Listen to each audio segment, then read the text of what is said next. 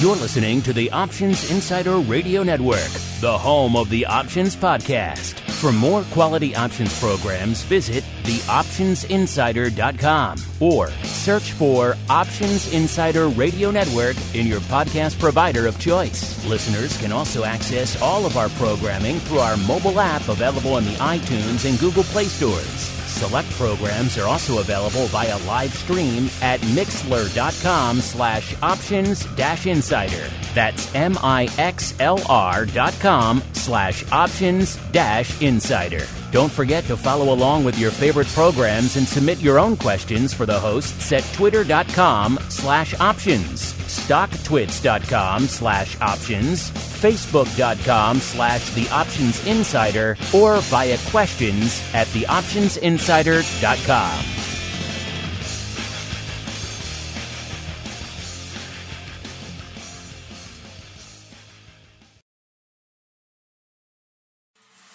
Welcome to Volatility Views, the premier program for volatility traders. Each week, we'll take a deep dive into the world of volatility with in-depth analysis, trading activity reviews, strategy breakdowns, cutting-edge education, and much more. We'll also bring you exclusive conversations with the traders, researchers, and asset managers who are reshaping the volatility landscape. If it involves volatility, then you'll find it on Volatility Views. Volatility Views is brought to you by MIAX, one of the fastest options platforms in the world. MIAX is now trading options on the SPIKES Volatility Index, offering pinpoint accuracy, radically faster dissemination, and a highly transparent settlement auction for confident trading, all for competitive exchange fees. It's time to make a change and give yourself an edge with SPIKES. Learn more about SPIKES at www.miaxoptions.com/spikes. Options involve risk and are not suitable for all investors. The statements made are provided for information purposes only and are not intended to provide and should not be relied on for financial or legal advice. And now, it's time to take a deep dive into the world of volatility. It's time for Volatility Views. All right, everybody. That music means it is time once again for Volatility Views, the premier program for volatility traders. My name is Mark Longo from theoptionsinsider.com, as well as, of course, from this network upon which so many of you have been binging yet again this week. We're pleased to come at you pretty much every day, usually multiple times a day, with a lot of great options and derivatives-oriented content. Remember, if you like what you hear, not just for Vol Views, but for all the programs we do here, keep those reviews coming. More important than ever in these troubled times of 2020, people to have a safe and reliable outlet for information on these markets. Just look at all the explosion of Robinhood traders coming into the market day in, day out. We want a place for those folks to go that is safe and reliable. Keep them away from the scammers. So if you like what you hear, leave a review wherever you listen into this. You know, Apple Podcasts, Spotify, Stitcher, Apple, Amazon Music just added last week or so. So all sorts of outlets out there. Obviously, this network's been running for a long time. In January, it'll be 14 years, which is crazy to say out loud when you say it like that. So we have a nice base of you guys, obviously, but there's new folks discovering these markets all the time, and we want to give them a reliable outlet as well. So keep those reviews, keep those comments coming. We do love to hear from you. Also keep those questions coming. We love to hear from you guys on the program. Let's see who else we're hearing from on the old Volatility Views show this week. First off, let's dial the volatility train all the way down to Texas. A newly minted Texanite. Austonian? I'm not sure what they call him down there. Let's find out. He is the greasiest meatballs, Mr. Mark Sebastian from OptionPit.com, by way of Carmen Line Capital, by way of deep in the heart of Texas. Mr. Meatball, welcome back to the program. Have you figured out what they're called yet? Are they Austonians? They're Texans, thus the team. In the state, I get it, but in Austin, what are they? I don't know.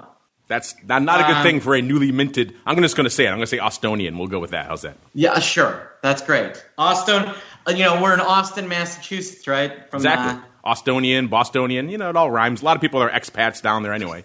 It makes a lot of sense, retreating from the winter weather. And we're also joined, I'm pleased to say, holding down the MIAX hot seat old friend of the show. He hasn't been on in quite some time. Mr. John SMOLLEN, the Executive Vice President, Head of Exchange Traded Products and Strategic Relations. Try saying that all 5 times fast, listeners, over there at the MIAX Exchange Group. Mr. SMOLLEN, welcome back to Volatility Views. It has been too long, sir. It has been. I'm excited to be here, and I'm happy to hear how well you're doing with people binge listening to your show. That's huge. There has been a lot of, shall we say, binge listening, but you haven't joined us really, I don't think, since all this madness really popped off in earnest. So let's start there. How are you and your family holding up? How is all this pandemic madness treating you, sir? So on my personal side, everything's fine. I have children all over the country, and they're playing it tight to the vest, so that's good.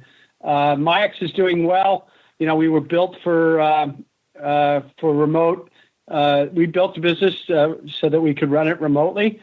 So since March 10th, we've basically been all remote. We keep the right amount of people in the office as required as an SRO of, you know, and operating under the SRO agreements with the government. So that's gone well, and our business has, you know, that as the rising tide of trading has gone up, we participated, and I think that we're happy with the way things have gone, and you know, we look forward to returning to some normal life at some point. But based on the conditions of the market right now, you know, we're grinding away, and we're pretty happy. We're going to get to all those developments in MIAX land in a little bit. Spoiler alert, there's a lot. But also joining us today on the old Volatility Views program is a newcomer to the show and indeed to the network. He is James McDonald, the CEO and Chief Investment Officer over there at Hercules Investments. James, welcome to the Volatility Views program. Thank you so much. And I'm going to add value right away. If you're in Austin and you're in Texas, you're a sophisticated Texan. That's what you call yourself when you live in Austin. Nice. Nice. Yes, Austin, not quite like the rest of Texas. What's the saying down there? Keep Austin weird? Yeah, no, it was funny. I walked into the mattress store to buy a box spring, and the guy's like, "Where are you from?" And I was like, Chicago. He's like, "Dude, I'm from Dyer, Indiana. I knew it when I heard your accent." I was like, so if I stick out like a sore thumb here, dude, it's pretty incredible. Did you walk in and ask for a pop? Is that what you did? No, but I actually used the word pop a couple of times in the last few days, and you know, we go from there. As a diehard East Coaster, I have banned the word pop from any of my household utterances. You never hear the word pop in the Longo house here. But James, you're a first-timer here on the show and indeed the network, so why don't we kick it off the way we are wont to do? Why don't you give our audience a little bit of your background in the financial space as well as what it is you guys trade over there at Hercules Investments? Sure. So Hercules Investments is an alternative investment manager, and we specialize in systematic investment strategies. And so everything we do is based on a computer model that we execute manually. And we do this to monetize alpha from market volatility.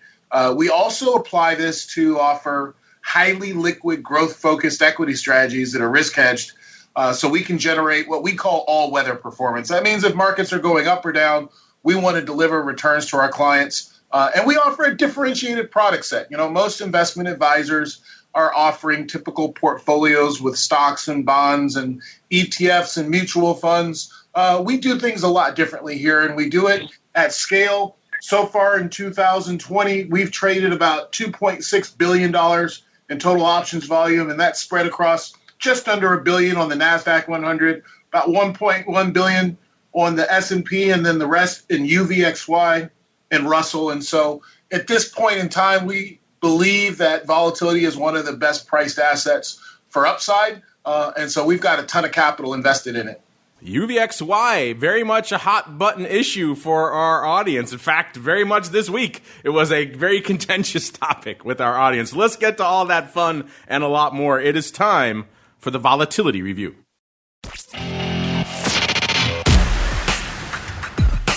It's time to break down the latest developments in the volatility trading world.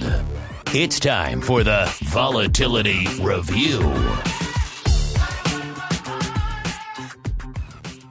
All right. right, everybody, welcome to the Volatility Review, the portion of the show where we do exactly that. We review what's going on our volatility trading screens for the past week and indeed throughout today. And coming into the end of the week here, we're seeing a bit of the green back on the screen after a little bit of back and forth throughout the week, a little bit of Sturm and Drang. Wouldn't be another week in the markets without a little bit of Sturm and Drang here in 2020. But ending the week on a green note, apparently some of those concerns about the stimulus, some of those concerns about the coronavirus, apparently in the rearview mirror, at least for today. S&P once again playing the Goldilocks, up about 0.5% on the day. Weird flipping of the script. Dow actually leading the charge. You know we're heading into earnings season when Dow charging off to the north, up about 0.75%. And NASDAQ playing the laggard today, only up about 0.33%. And all of our friends in volatility land up a wee bit, shall we say, from where they were this time last week, closing in on where they need to be. They touched, of course,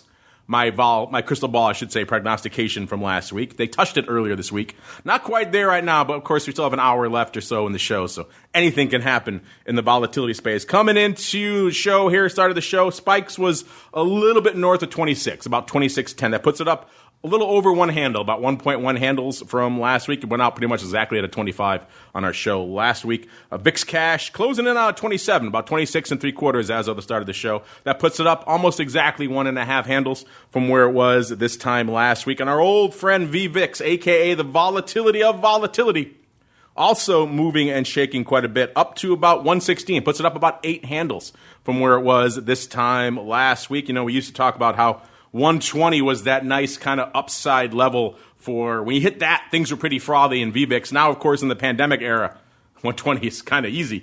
So it's a little bit of a different frame of reference out there in VVIX. But however you parse it, getting a little bit more juice out there in the volatility of volatility this week. And James, as our guest, I will start with you, sir. Obviously, a lot to unpack in the markets and in the volatility of the space this week. What is lighting up your tape, and what are you guys keeping an eye on over there at Hercules Investments this week, sir?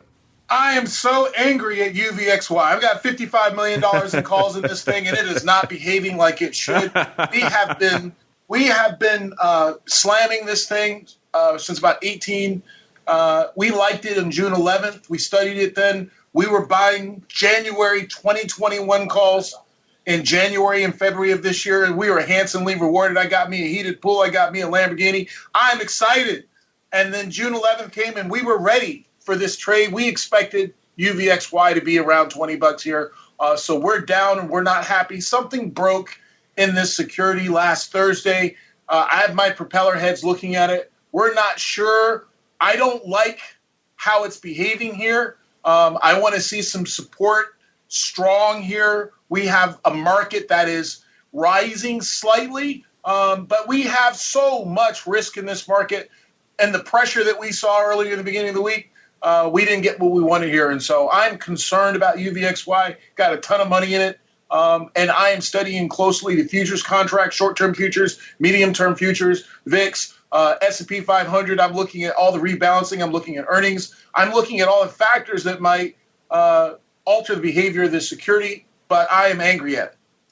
Well, you're not alone. Certainly, judging by our feedback, UVXY has been one of our more contentious topics here on the show. I'm curious, James, have you guys at Hercules been trading UVXY all the way back to, shall we call them generously, the pre-neutered days of 2018 before they effectively cut it in half, or is this a relatively new addition to the Hercules holdings there? No, I've been trading UVXY some time, and when we were triple leveraged, I liked the decay factor. I would short the hell out of the thing. That daily reset, the contango, all these issues, I thought I had a handle on them. They went in, they reduced the leverage in it, the reverse split also. I've been trading it for about 5 years, and I'm comfortable with the product until this week. This week, it really broke my heart. A lot of people, myself included, kind of lost faith in UVXY post, VIX-ocalypse of 2018 when they effectively came in overnight and cut the exposure in half, right? So that didn't dissuade you from using UVXY?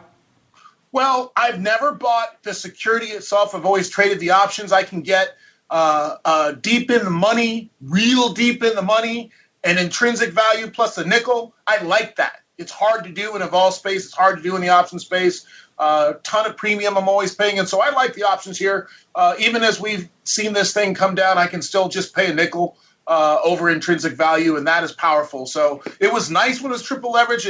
We're swinging with the smaller bat here, but we're getting to step up to the plate a whole lot because these options are affordable in terms of the relative value. We have a lot more to say about UVXY. Good timing to come on the show this week, James, because UVXY is certainly back in the forefront of the markets after kind of languishing there for a little bit. Before we get to that, let me go back around the horn, hit on all of our other cohorts here. John, we'll start with you. Like I said, you haven't been on in quite some time, so catch us up, sir. What's been lighting up your tape recently and indeed this week over there in the land of MIAX, sir? Well, I want to compliment James. It's nice to hear one just talk some of my old shop every now and then. So I enjoyed your commentary, and you're spot on. You know what you're doing, so it's good to hear. Were you a big UVXY guy back in the day, John? No, but I like the idea of using deep in the money options instead of buying the underlying. It just makes so much more sense, and you get the same exposure for using 20% of the capital. It's fantastic. So, but. MIAX is doing well. We launched our equities exchange last couple weeks ago, moving along wonderfully, slow pace by choice, but we should be completely rolled out, in the coming weeks. We've made an offer to acquire the Minneapolis Grain Exchange, getting into the futures and the futures options business.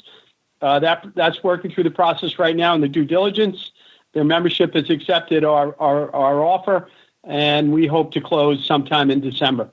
So those are things that multiple teams in MIAX have been working on.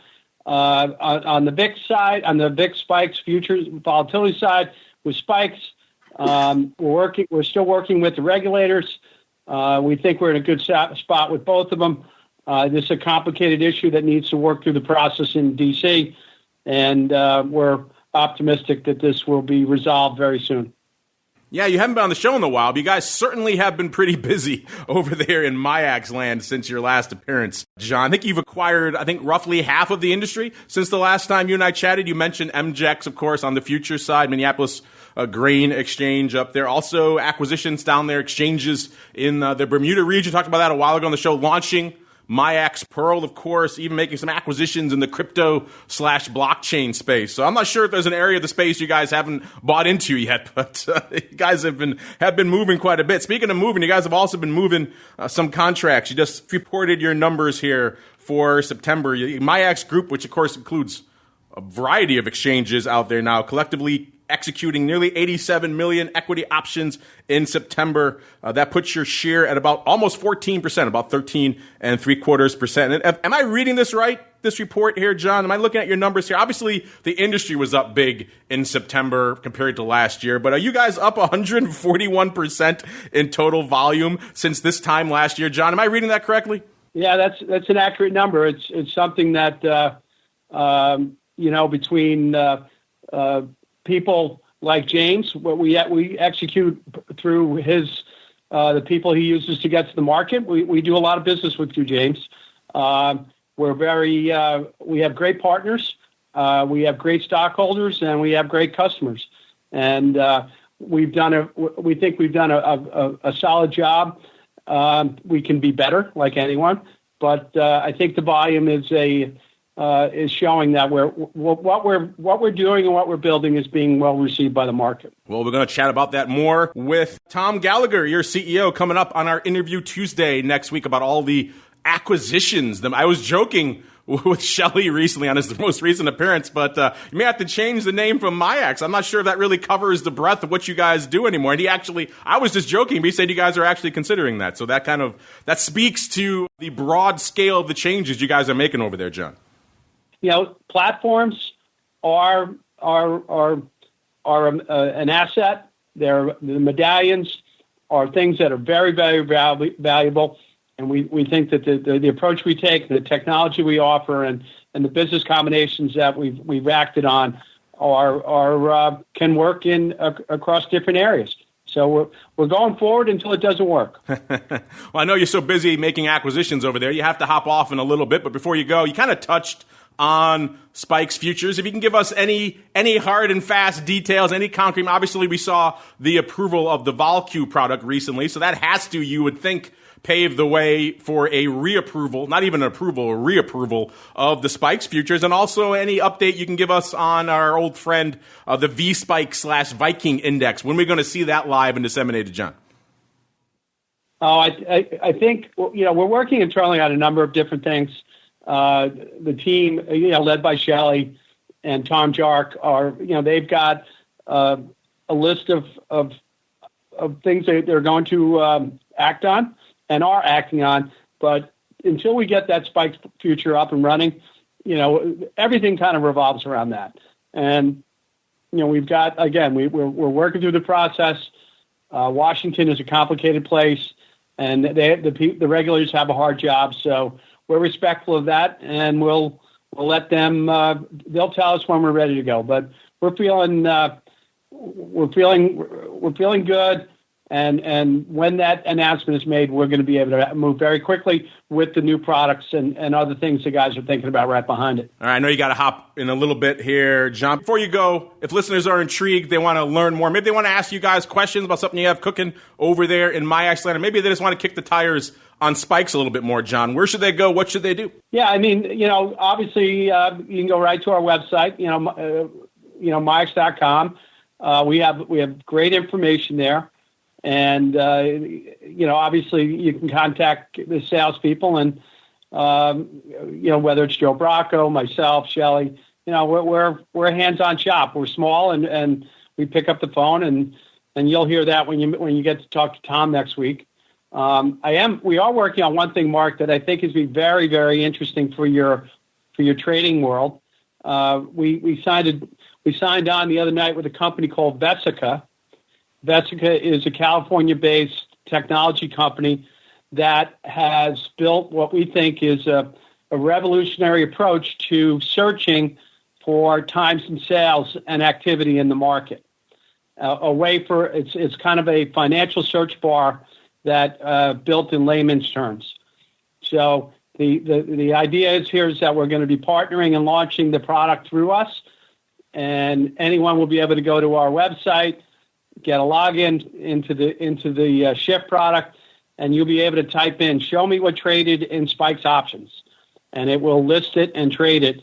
And as the way the world is now, as you know, as a former trader, finding out what's going on electronically requires IDs and sign-ins. And we think that by showing, especially the Robinhood TikTok area, that those type of traders, what's going on, being able to show real time so people can see what's happening is going to do nothing but help and grow the business. So we're very excited about that and look for something from us in the coming. I'd say we probably have something out in the next probably 2 months. You guys certainly have been moving and shaking behind the scenes there. I'm looking forward to hearing more about that from Tom next Tuesday. Thanks for joining us there, John. You are now free to roam about the country and go acquire more exchanges and more entities. I look forward to hearing more about more acquisitions on your next appearance. And stay safe out there, John. Yeah, you too. And the best to everyone on the show. Thank you. All right. And Mr. Meatball, last but certainly not least, sir, a lot's been popping off this week from a volatility perspective. What is lighting up your tape this week, sir? There's a ton lighting up the tape. I think Monday was really interesting. It was a day where we saw the NASDAQ up, 3.5%. And volatility went straight up. If you look at Spikes, you look at VIX, you look at VolQ in particular, actually, they all went straight up. And that was a sign that, hey, maybe this is a near-term top blow-off. And guess what? It kind of was. That was kind of what caught my eye. Other things that I was paying attention to was we did actually see a trade or two happen in VolQ, which gives me a good feeling for Spikes futures once those trade. I feel like Spikes futures are going to be an easier trade than VolQ because there's an immediate hedge in the VIX. Just some things moving around. We had Monday, the hot indexes, Q was up the most, followed by SPX. Dow in last, and then the sell-off was the other way around. And the other big vol event was the Apple event and Amazon Prime Week, and both got bought ahead of it and sold after. So I don't know. You do the math on that. I will do the math on that. I will also flip the script a little bit here on the show. Usually we save some of the, shall we say, more esoteric vol ETPs till later in the show, but because James is such a big UVXY guy, let's bump UVXY to the top of the show right now. UVXY coming into, as of a few minutes ago, at about a 16.5 listeners. That puts it down a little over half a handle, about 0.6 of a point from last week. Of course, as James alluded, he thinks something broke in UVXY, particularly last Thursday. So we're going to drill into that a little bit. The ADV in UVXY actually kind of plateaued a little bit. It has been trending up for some time. Of course, the exit of products like TVIX have cast a new light on products like UVXY. So we expected the ADV to tick up, and it did. It's up to about 138,000. Now, that actually puts it down about 5,000 from what it was this time last week. And so far today on the tape, kind of a light day out there in UVXY land. Only about 60,000 contracts on the tape as of a few minutes ago. The big prints and most active contracts out there in UVXY today, about 5,000, 4,900 of the OC 17 calls and about 4,700 of the OC 16 half calls, as well as about 3,300 of the OC 16 half puts. Let's do a top five here. 3,000 of the OC 16 puts and about 1,800 of the OC 17 puts. A lot of OC puts lighting up the top five. Speaking of top positions out here, let's look at the top 10 really quickly. The sizable open positions out there in UVXY. Again, this is a smaller product than VXX or certainly a VIX, but it's getting there. Number 10, we got about the Jan 15 puts, about 8,400 contracts. Number 9, 8,800 of the March 10 calls. This goes back to that 10 strike we were talking about on the show last week. Number 8, 11,500 of the March 13 puts. Number 7, 12,500 of the Jan 10 puts. Number 6, 15, almost 16,000 of the Jan 11 puts. Number 5, 17K of the November 10 calls, back to the 10 strike. Number 4, 21,500 of the Jan 14 puts. Numero trace here, 23,700 of the Jan 13 puts. Number 2, 34, almost 35,000 of the Jan 12 puts. And number 1 with a bullet out here this week, 38, almost 39,000 of the D's 10 calls. A lot to unpack here on UVXY. Before we do that, before I even get to the audience poll we did on this, I'm curious. James alleged earlier, Mark, that he thinks UVXY has some issues. In particular, he thinks it broke or disassociated last Thursday. I know you've been one of the more positive folks on UVXY on the show of late. What are your thoughts on maybe UVXY not living up to snuff over the course of the past week, sir? I mean, I think it absolutely underperformed. Yeah, they had some daily rebalancing issues, which is why it's an interesting one to be short. You can, and we've shown this, you can actually be short UVXY and then hedge it with the similar ratio of VXX and make money because UVXY breaks on that daily rebalancing. There's some really interesting money to be made on ones that have to do kind of that daily. So think about this, right? So if you're long 150 shares of VXX versus short 100 UVXY, you theoretically have the same Vega exposure, right? Except you will make money because UVXY breaks on some of that daily rebalancing. And I think that's what James was referring to. Stop me if I'm telling tales outside of school. Yeah, so the daily reset, the daily rebalance, the decay, all these factors play in. Nonetheless, we still had an overreaction to the downside, almost like UVXY is a fortune teller of the market rallying in the S&P. But I was looking at the put-call ratio on that break versus several other breaks that we've seen in the past, and things didn't make sense to me. I'm not the smartest guy in the room, but I've been scratching my head. And like I said, I'm 16,000 contracts long November, 37,000 contracts long December. And so I got to get my handle around this. And so what we want to see here is we want to see correct behavior. And I say correct behavior is supposed to do what it says it's supposed to do. And our guys have been studying it closely. I'm not sure the rebalance accounts for the disproportionate reaction. That rebalance happens all the time. But this is the first time we've really seen that kind of disconnect. And if you look at the tape there between the 7th and the 8th, all that space in there, you could drive a bus between those bars, right? You don't see that anywhere else on UVXY. And so something is wrong. I just don't know what it is.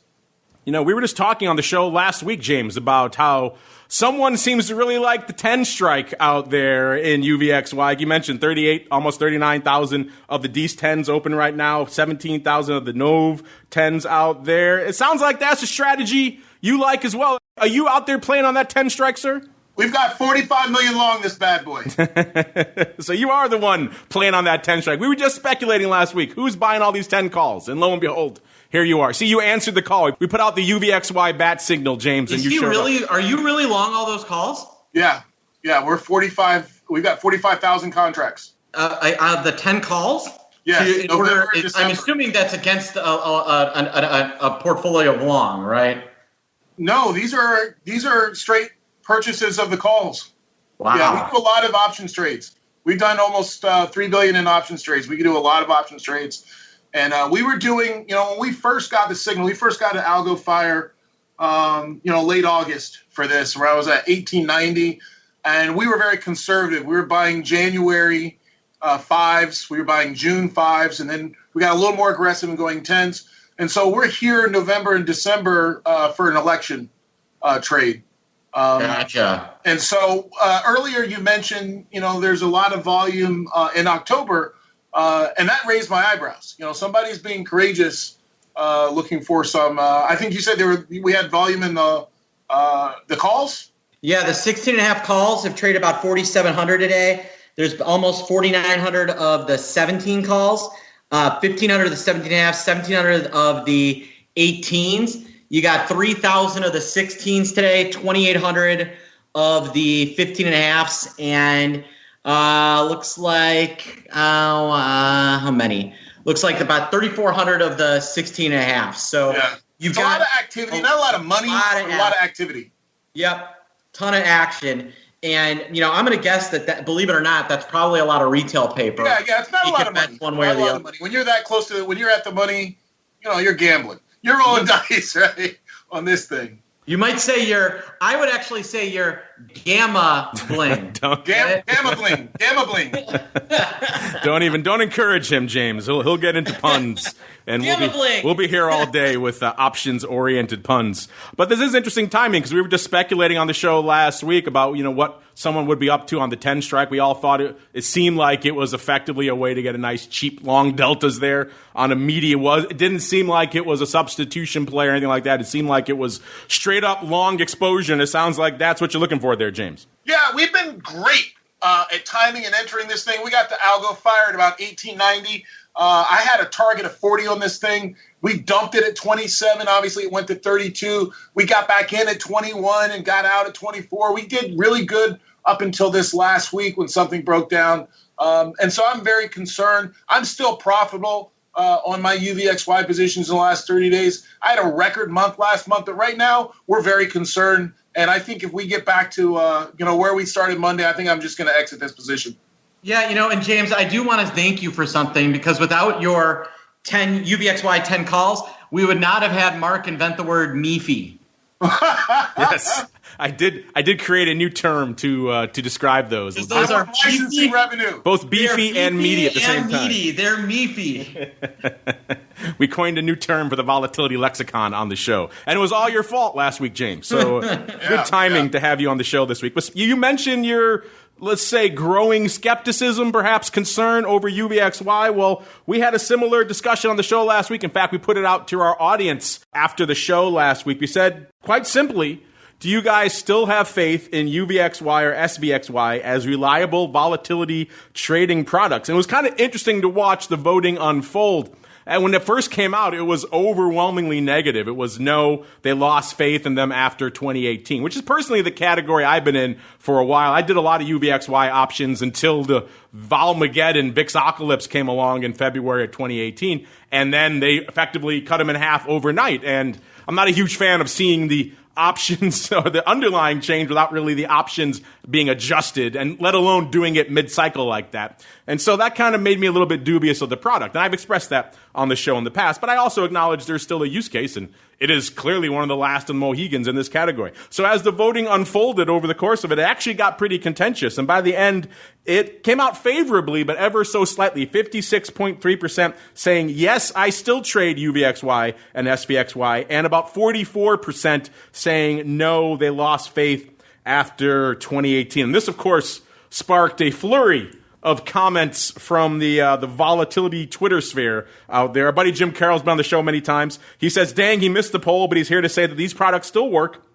And he asked a bunch of people he lists here about UVXY. He says, new products are on the way. He kind of hinting at those new indexes coming out, new ETPs coming out soon over there, like SVIX and others. UVXY trader, I wonder what he likes. He says, I wouldn't touch SVXY with another trader's cash. It does seem to be a unanimity of opinion. People don't like SVXY. Some people are still fans of UVXY, but not much love for SVXY. Zaphod saying it was a decent long 1X in the right regime, though I usually just use the options. Still, if just looking to buy and hold, the 3X major indices can't really be beat.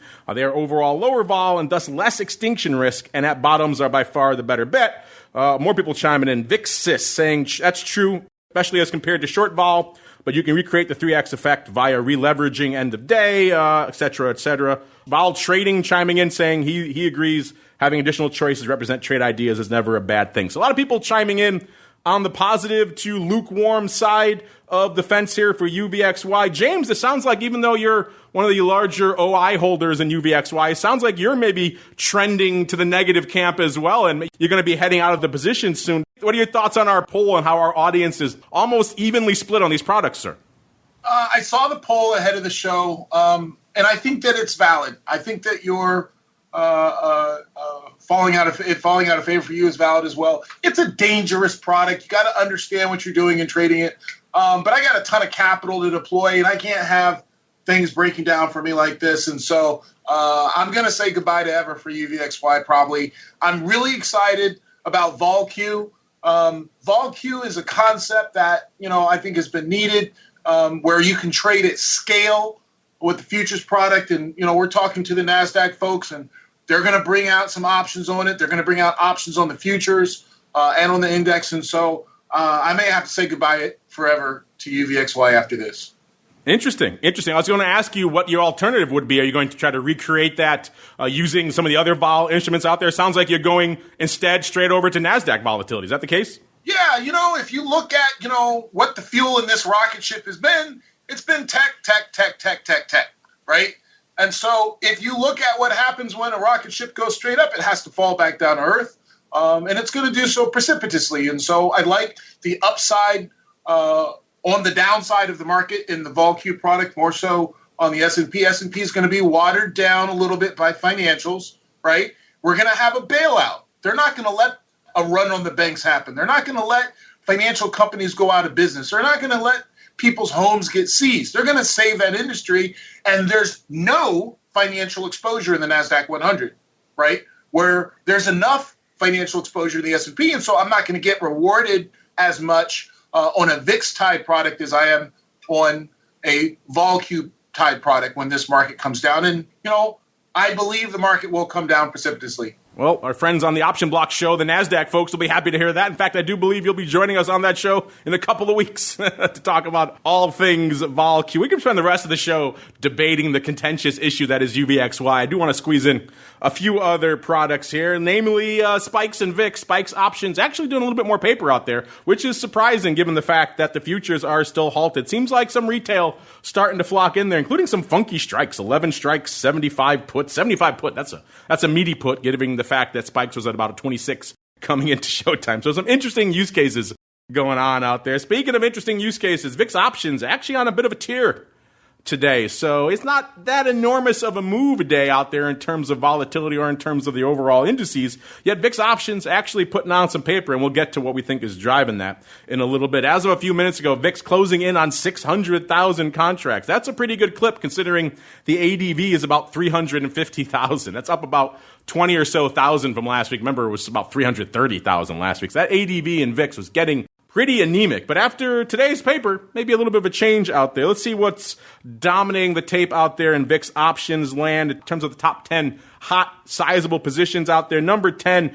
Dees 18 puts, 101,000 contracts. Number 9, it's only cost you 101,000 contracts to break into the top 10 in VIX listeners. That's not a heck of a lot. Number 9, 102,000 of the Jan 40 calls, 4-0. Number 8, 103,000 of the Dees 20 puts. Number 7, we're just ticking up by 1,000 each year, 104,000 of the Nov 21 puts. Number 6, 108, almost 109,000 of the October 30 calls. Number 5, about 109,000 of the November 65 calls. Number 4, $1.12 of the Dees 22 puts. Numero trace here, 124,000 of the Jan 75 calls, one of my favorite strikes on that list. 150 is no longer on there, which is kind of interesting. Number 2, 132,000 of the October 25 puts. And number 1 with the bullet out there, 142,000. If you've been listening to this show for a while, listeners, you know that 142,000 is usually barely enough to break into the top 10. But today it's good enough for number 1. That's the OCT 28 puts. Total of about 6.75 million contracts outstanding. So OI starting to grow a little bit. It's not in the 4+ million range it was not too long ago. You're talking about 3.6 million on the calls and about 3.15 million on the puts. Getting out to what's lighting up the tape out there. It's a pretty active day with a lot of contracts lighting it up. In fact, our buddy there, Mr. Rhodes, a.k.a. the once and future Dr. VIX, he was just on our interview show this week chatting about his new book. You can find it over there on Amazon. Nice little blurb on the cover there from some guy from, I don't know, this network floating around on that cover there as well. But he was tweeting this morning. He calls it the huge, Y-U-G-E, huge 1x2 spread in VIX. It was about 60,000 of the March 21 puts. Paper buying those for $1.74, selling 2 of the March 17 puts for 45 cents, 120,000 of those said. So the net cost was 84 cents for the spread. He said they went up and did it again later in February as well. 59, almost 60,000 of the Feb 21 puts for $1.54, and then selling 120,000 of the Feb 17 puts for 35 cents. So again, 84 cents out there as well. So interesting size 1x2s, and that certainly is pretty much dominating all the paper out there today. Let's look really quickly at the rest of the week, then we'll get some thoughts on this. Yesterday, also a pretty active day. Remember, we saw a little bit of back and forth intraday out there in the indices yesterday. Nearly 500,000 contracts on the tape in VIX land, about 498. The big prints, no 50 calls, 60,000 of those going up yesterday, as well as 48,000 of the OCT 30 calls and 29,000 of the Dees 22 puts. Wednesday, 379,000 on the tape. The big print, 59, almost 60,000, once again, of the no 50. So that was a pretty popular trade. 2 days in a row, 20,000 exactly, which is interesting, of the March 17 puts, and about 20,000 almost as well of the Nov double calls, and about 18,000 of the Nov 45 calls. Tuesday, a little bit lighter day, 349,000 contracts on the tape. The big print, 53,000 of the October 25 puts, followed by 31,000 of the Nov 25 puts, and about 30,000 of the OCT 26 puts. And Monday, also a decent day, but not blowing the doors off here. 355,000 contracts on the tape. The most active contracts were about 35,000 of the OCT 25 puts and 32,000 of the OCT 30 calls. Mr. Meatball, I know these 1x2s got on your radar today. So, A, what are your thoughts about these, as Russell terms them huge, Y-U-G-E, put 1x2s, and then also anything else lighting up your tape out there in VIX options this week, sir? Yeah, I actually kind of like these. I think they're a really nice play on volatility starting to normalize by February, March timeframe, which makes some sense, right? By then, we should have a clear idea whether we have a COVID vaccine. We should be completely through any election nonsense. And if you look at the futures curve there, it's super flat, and this is a nice play on the back end of the curve coming down. It's and doing it inexpensively. And so, I would, if VIX gets back to, 15, these will be a nice trade. For those that are in kind of the retail side, you can recreate this with a simple butterfly. The 13 puts are going to cost you a nickel. So, I think they did this for what, 82 cents, something like that. Was that the price? Yeah, it was like 84 cents, something like that. 84 cents. Yeah, you can do the straight butterfly in Feb for 85, and the March one is going to be, the 21, 17, 13 fly in March is going to cost you maybe I'll tell you in 1 second. It's going to cost you, 86 cents. So a couple of pennies, and you now don't have any margin issues, and any retail audience or smaller institution could recreate this exact trade. I like it. I think it's a smart, interesting way to play volatility backing off. James, I know you're busy dominating the UVXY tape out there. Do you give any thought, any time over there to VIX options? And if so, what was on your radar this week, sir? Oh, I'm sorry. I was over here writing a position description and job offer for Mark. Okay, so back to the question. I like VIX options in a very, very quiet market. You can sneak up on people in this, but once the action is happening, there's such a premium to pay. They're not really tradable for us at size. We have to put 10, 15, 20, 25, 30, $40 million to work at any given time. And so we just look at it as somewhat of a leading indicator for sentiment, not as opposed to actually trading. So we really can't trade VIX or VIX options. Interesting. Let's also really quickly touch on one of the other vol ETPs you guys love to play or usually love to fade out there. This is, of course, VXX coming into the latter portion of the show here. It's at about a 22. That puts it down about half a handle from this time last week. On the radar today, you got about 136,000 contracts on the tape. Not a bad day, a decent day out there. The ADV is about 211. That's actually ticked down a little bit from last week, too. It's down about 12,000 contracts, but still up over time here recently, just taking a little bit of a break over the course of the past week. A decently active day today. Looks like the big prints in VXX land, about 18,000 of the Jan 15 puts, followed by about 8,000 of the Jan 18 puts, and about 7,600 of the October 21 half puts. I'll break down really quickly. So let's do a top five here because we're kind of coming up against it here. Top five in VXX land. October 20 puts, 26,000 open there. Number 4, 26,000 of the Jan 17 puts. Number 3, 28,000 of the Jan 15 puts. Numero dos here, 31,000 of the Oct 20 puts. And number 1 with a bullet out here, 31,000 of the Nov 30 calls. Total of about 1.8 million contracts open. Pretty even, about 900,000 on the calls and a little bit more, 900,000 and change on the puts out there. James, same question. I know you like UVXY and you kind of play a wait and see and watch game with VIX options. Do you play it all in the product everyone likes to fade, a.k.a. VXX, sir? I cannot. Too expensive to trade at size. The premiums are too big. Spreads widen at the moment of truth. It's too expensive to trade at size for us. Interesting. So VIX options and VXX, both not in your tradable category over there, Hercules. Interesting. Mr. Meatball, I know you're a big fan. I know a lot of your hardcores in the pit chat also a fan of it. What was on their tape this week as it didn't really give up the ghost as much as it has the past couple of weeks? Yeah, what was interesting is on Wednesday we bought the my Volage product. We bought the 22 and a half strangle, and we made money selling the calls, and then we made money selling the puts. And I think the strangle is going to end up going out nearly worthless, which is a lesson to traders on get out of things when you're making money, which is what a lot of people don't like to do.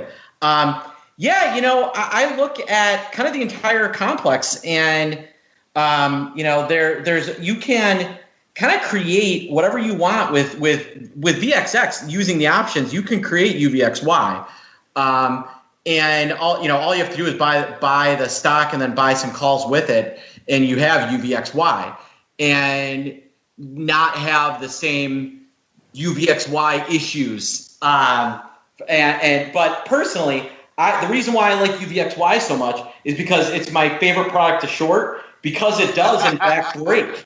It absolutely breaks. And what James is talking about is it will break is one of the times that it broke, and that was an amazing time to be short UVXY. So back to VXX, and I'm trying to steal Mark, get him in my shop. Back to VXX, and so right now, we're trading at 21.9, and the November 6th 20 call, the bid's at 290. And so I've got to pay a whole $1 more than the thing is worth, okay? And if you're doing a $10 million trade, I've now got a 10% loss locked in on intrinsic value if I want to exit. Now, the implied volatility on this thing is going to move around, but when I want to dump this thing, that premium may not be there if I have to hold for some time. And so the theta is going to hurt me, the spread's going to hurt me, and the premium's going to hurt me. Whereas with UVXY, which I'm breaking up with after I get out of this trade, Yes. by the way, I pay a nickel over intrinsic. And that's why I like it, is I can control my costs. You know, as volatility, as a theta, as a gamma, all that stuff flies around. When we want the market to move, we don't know what the thing is worth, right?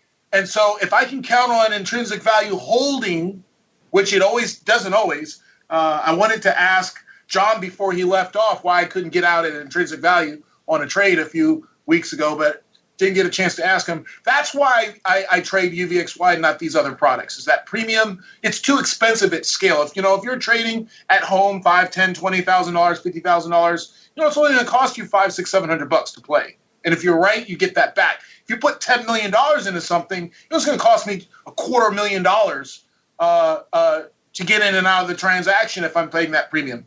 Can't do it. We've joked about this on the show of late that definitely seems like the world has awakened to the erosion abilities of VXX over the past couple of years, because you're right, that premium has been bid up, particularly to the downside. We even have our small mom and pop listeners, the 5 and 10 lot people writing in with the exact same complaint you have there, James. I want to trade this thing, but they want me to pay $5 for a $5 out of the money put that's got, a month or two to go. So people have definitely grokked to this thing and they like it, but the downside of that, of course, is they have bid it up, particularly in one direction. And that makes it a difficult product to trade. We spend a lot of time on this show talking about the various ways you can get some exposure to it without really breaking the bank. Because if you're just coming in like you're talking about, James, just loading up in a unidirectional type trade, loading up on the calls, or more commonly, just loading up on the puts, you're right. You need a heck of a move for this thing to really pay off for you. And so luckily we've seen some decent moves out there of late, but it is a challenging product out there nonetheless. Speaking of challenging, we're coming up against it here, listeners. We've been talking about UVXY a lot on the show, but now it is time for us to get to the most difficult, the most dangerous, dare I say, the most challenging part of the show. Yes, it is time once again for the crystal ball. It's time to peer into the future and reveal what the volatility gods hold in store. It's time to look into the crystal ball. All right, everybody, welcome to the crystal ball, the portion of the show where we attempt to wrestle with the volatility gods and predict what they have in store for us for the coming week. This is another one of those weeks, listeners, where I was exactly right for a while there, and even coming into showtime, it was looking pretty good. We did touch my level once or twice earlier in the week there, and coming into showtime, we were pretty close to it. We were north of that 26 handle coming in on Spikes and indeed VIX. Let's see, we kicked off the show. Spikes was at 26.10. VIX Cash was at a 26 3/4, which is pretty much about half a handle away from my 27 1/4 prognostication. Of course, an hour in the volatility space is an eternity, and in that time, vol has eroded a little bit. Coming into the end of the show now, we're seeing Spikes at about a 25.70 out there, or a little bit less, and then we've got VIX Cash hovering around the low 26, about 26 1/4. So I'm about almost a point away on VIX, and about, looks a little more than a point, because it was 25 handle, so about a point and a half or so on Spikes land out there. So I was almost a bullseye, and of course, the vol gods did not smile upon me, but they did not smile upon you either, Mr. Meatball, because you were at 23.23, which is about 2.2 points away on Spikes and about 3 points away on VIX. So I'm within our margin of victory for the 1 point, but I'm not excited about it. It's not exactly the slam dunk it was at the top of the show where I was close to a bullseye. So James, being the charitable guy that I am, I'm the winner. I get to choose who goes first this week. I will offer that rare privilege to you, sir. This is the portion of the show where we look ahead and try to predict where VIX Cash and indeed the Spikes Index will be at this time next week. So if you have a prognostication, a guess you'd like to share with our listeners, James, have at it. The floor is yours. All right, well, I'm going to answer your question. VIX is going to be $30 next week this time. But the vol gods want you to trade the Russell 2000. The vol gods want you to stab the 1650 put that is expiring next week. That thing is going to be where all the money's being made. But VIX 30. Wow, you're hitting all of our shows. We just did a deep dive on Russell 2000 with the FTSE Russell folks yesterday on our TWIFO show. That's where you got to bet. That actually, we have been talking about that in the Russell options over there on CME in particular, that there has been a lot of aggregation of liquidity out there in the farther out of the money puts. Is that you as well, James? You playing in the run options? No. I'm deep in the money. I got to be in the money. I got to make money. I want a 9 delta or better. And so I'm looking at the 1700. You can get it for about $6,000 a contract. Spread's only $1 right now, and we'll get rewarded for it. We don't get a chance to talk small cap a lot, but we do it every week on our TWIFO program because you're right, it has been extremely volatile. We've been leaning on the SIBO to try to bring back that RBX, a.k.a. the VIX of the Russell 2000, and indeed the tradable products on it. That's what we're looking for. So hopefully, given all this volatility in small caps this year, we will see a return of that. So James is at a 30 even for this time next week. I'll go next because Mr. Meatball is just going to jump all over me and cart me anyway. So I was at a 27 1/4. I was liking my level this week. We hit it, and then we kind of retreated from it. I don't usually like keeping myself pretty close to where I am, but I'm actually going to dial myself up a little bit. How about that? 27 double. 27.55 for this time next week. All right, Mr. Meatball, I have paved the way for you to fade it all to high heaven. What do you got next week? 22? What do you get? 24. 24. I knew you were going to be lower. Just a question of how much lower you were going to be. All right, that's your vol market for next week, listeners. You got James on the upside at a 30 even. Also, want you to load up on some rut puts while you're at it. And then I'm in the middle there at about a nice 27 double, which was looking glorious today. Until it wasn't. And then Mr. Meatball once again playing the downside role at a 24-24. All right. Unfortunately, that music means we've come to the end. Man, an hour flies by when you're talking UVXY and all the other fun stuff we hit on the show today. If you don't like the products we talked about today, I don't know what we can do for you. Listen, we hit on all the big. We didn't even get a chance to hit on earnings vol and so many other things going on out there. A lot to talk about in the vol space these days. We didn't even spend our usual amount of time that we usually do on the election bump, which, spoiler alert, listeners, is getting annihilated coming into the showtime today. That election premium out there in the VIX futures is kind of toast. The OCC future less than a point away. Of course, that's racing towards the cash out there now. But November was not even 2 points, about 1 3/4 points. That's about 2.5 points lower than what it was this time last week. The D's future, they were pricing a lot of juice out there as well. Now coming into this week, it's about a 1 point premium to the cash. That puts it 2 points lower than what it was this time last week. And the Jan future, it's almost equivalent to the cash. It's about 3/4 of a point premium. That's it. That's over 2 handles lower than this time last week. So anyone out there who's saying the market maybe isn't pricing in at least that we're going to have an outcome on election night, they clearly are in the VIX future. Let's go back around the horn. James, you were a great guest. A lot going on in UVXY and everything else. If folks are intrigued, maybe they want to reach out to you about UVXY. We know our audience has a lot of thoughts on that, as well as maybe they want to learn more about what you guys are up to at Hercules. Where should they go? What should they do, sir? Thank you. Hercules-investments.com. There you go. Pretty straightforward. How'd you come up with the name? You just a fan of Greek mythology, sir?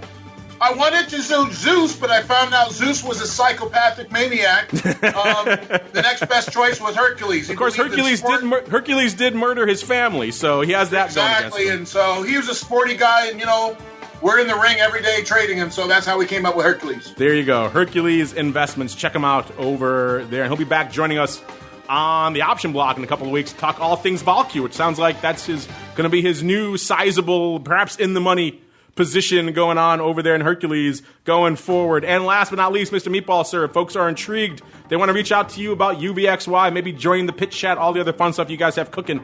I know you have something cooking about Robinhood right now. Where should they go? What should they do?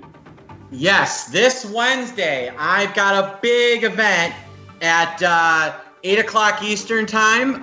If you're a mail subscriber, you're going to see it. If you're following me on Twitter, I'm tweeting it out. I'm going to be introducing my new product that we have codenamed Little John.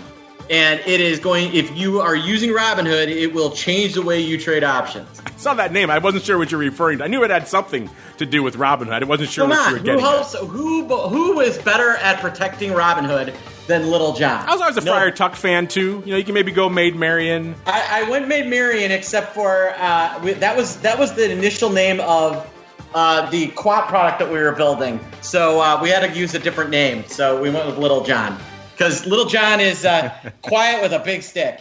Friar Tuck, big guy, likes eating those big mutton shanks. You can always go with that one as well. Check it out for yourselves. OptionPit.com is the place to go. You know where to go to learn more about spikes. MIAXoptions.com/spikes. Just type spikes into your browser over there. Spikes and MIAX probably will help. Or spikes and volatility. I'll get you to that page as well. What are you going to find there? Well, of course, all the historical data on all things spikes, current prices, press releases. That'll keep you up to date. Everyone's asking us, when are the futures coming back? When are the futures coming back? Well, you'll find out there first. Also, links to a cool show called Volatility Views. What more can you ask for from a volatility destination? MIAXoptions.com/spikes. And on behalf of our friends over there in MIAX land and the Greasiest Meatball and Mr. James and indeed myself, I want to thank all of you out there for downloading, streaming, subscribing, for listening live, for sending all great questions. We only had a chance to touch on your UVXY comments this week, but they were legion. We'll get to more questions next week. And we'll see you back here next time for more Volatility Views. Volatility Views is brought to you by MIAX, one of the fastest options platforms in the world. MIAX is now trading options on the Spikes Volatility Index, offering pinpoint accuracy, radically faster dissemination, and a highly transparent settlement auction for confident trading, all for competitive exchange fees. It's time to make a change and give yourself an edge with Spikes. Learn more about Spikes at www.miaxoptions.com/spikes. Options involve risk and are not suitable for all investors. The statements made are provided for information purposes only and are not intended to provide and should not be relied on for financial or legal advice.